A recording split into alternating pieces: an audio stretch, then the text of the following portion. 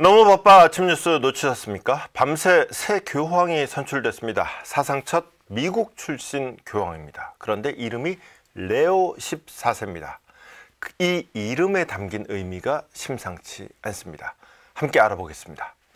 오늘 제가 새벽에 확인했던 외신들은 단 하나의 예외도 없이 전부 다 새로운 교황 선출을 첫 기사로 뽑아놨어요. CNN 같은 경우는 아주 그냥 교황 기사로 발랐습니다. 여러분들 자주 보시다시피 CNN이 일면을 이런 식으로 배치하지 않아요. 이 가생이에 이렇게 좀 이쪽에 이제 일면 배치하고 여기 좀 다른 기사 배치하고 여기는 뭐 짜자무리하게 달고 이렇게인데 그냥 통짜로 털어가지고 이렇게 했다.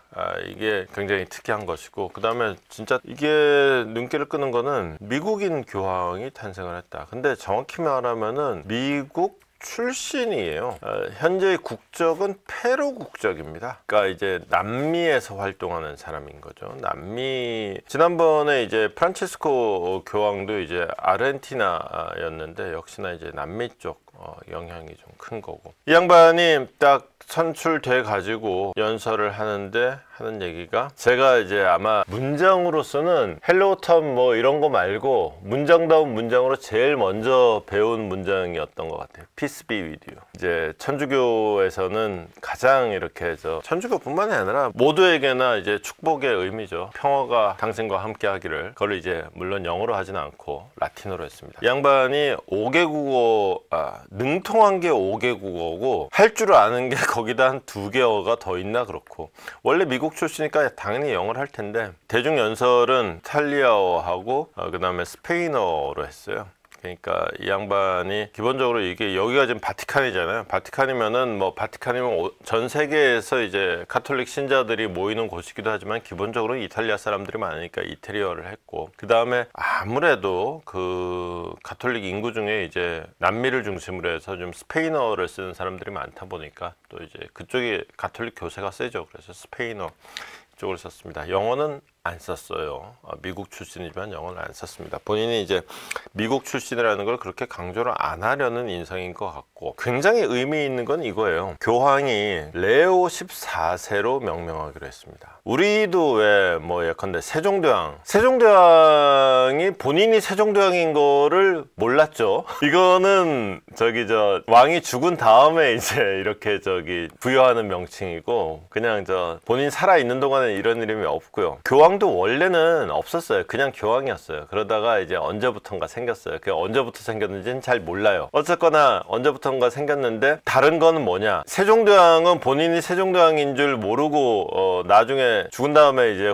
신하들이 붙여주는 건데, 교황의 이름은 본인이 붙이는 겁니다. 그리고 본인이 붙일 때는 이 양반의 이름은 따로 있어요. 프레보스트라는 자기 이름이 있어요. 근데 이게 아니라 레오라는 이름을 쓰겠다는 거는 이 안에 의미를 담는 것이다. 의미라는 건 뭐냐? 지향점을 담는 것이다. 내가 교황으로서 지향하는 바가 무엇이다 라는 거를 이 이름에서 넣는 거죠. 이 14세인 거는 레오라는 이름을 쓴 14번째 교황이라는 뜻이 되는 것이고, 레오라는 건 뭐냐? 이게 라틴어로 이게 사자예요. 그러니까 뭔가 좀 강력한 의지의 표현인 것이죠.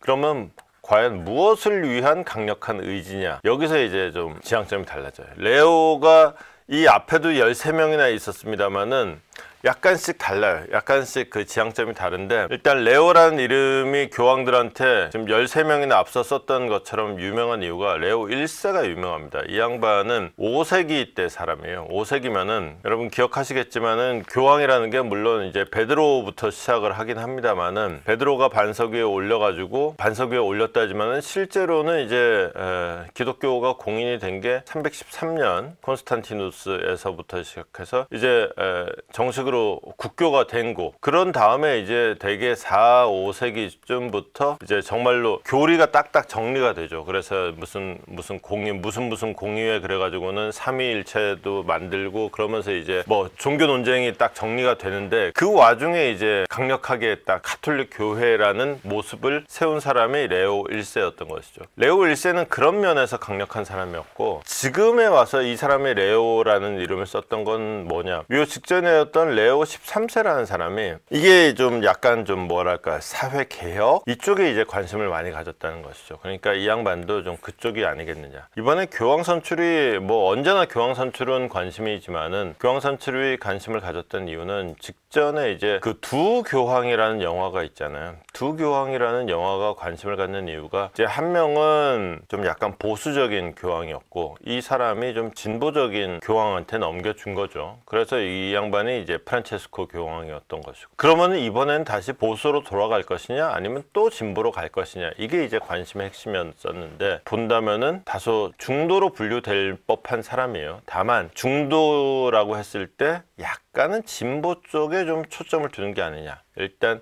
레오 14세라는 이름도 그렇고, 그 다음에 이 양반이 좀 페루에서 활동했다는 점도 그렇고, 또 하나 이 양반이 첫 연설을 하면서 전임 프란체스코 교황의 말을 무지막지하게 인용을 합니다. 프란체스코 교황의 어떤 유지를 받겠다라는 의지를 강력하게 표명했다는 점에서도 약간 다소 진보 쪽이 아니겠느냐라는 얘기를 해요. 그럴 수밖에 없는 것이 프란체스코 교황이 그 재임하면서 추기경을 엄청 임명을 했어요. 그래서 프란체스코 교황이 임명한 추기경 중에 한 명이 바로 이 양반인 거예요. 그러니까 이 양반으로서는 아무래도 프란체스코 교황에 좀 마음이 각별할 수밖에 없겠죠. 자, 그리하여 어떤 그 한동안 관심을 가졌던 교황 선출, 그리고 교황 선출의 정치적 의미도 이렇게 되겠다. 그러면은 앞으로 이게 보수와 진보라고 했을 때, 진보라는 건 결국은 이제 사회 참여의 목소리를 낸다는 것이고, 앞으로 교황이 뭐라고 했다라는 뉴스가 앞으로 좀 자주 들리겠다, 이렇게 예상을 해볼 수가 있겠죠. 자, 교황 선출 축하드립니다. 난 언제 한번 바티칸 가서 교황님 얼굴을 한번 볼라나. 제가 그 청와대 출입을 2번을 해가지고 여권에 찍힌 도장 개수가 꽤 많습니다. 보통의 경우보다 꽤나 많은 나라들을 다녀볼 수 있어요. 제가 다 정확히 세보진 않았는데 언뜻 생각해도 50개는 넘을 것 같아요. 그 와중에 이탈리아가 없습니다. 이게 이제 제가 출입할 때 대통령이 이탈리아를 안 가더라고. 아무튼 Peace be with you 했고, 자, 레오 14세의 의미까지 다 설명을 드렸습니다. 오늘도 밝혀본다 두시경 너머의 진실. 복잡한 세상 단 하나의 눈, 기자의 시선이 그려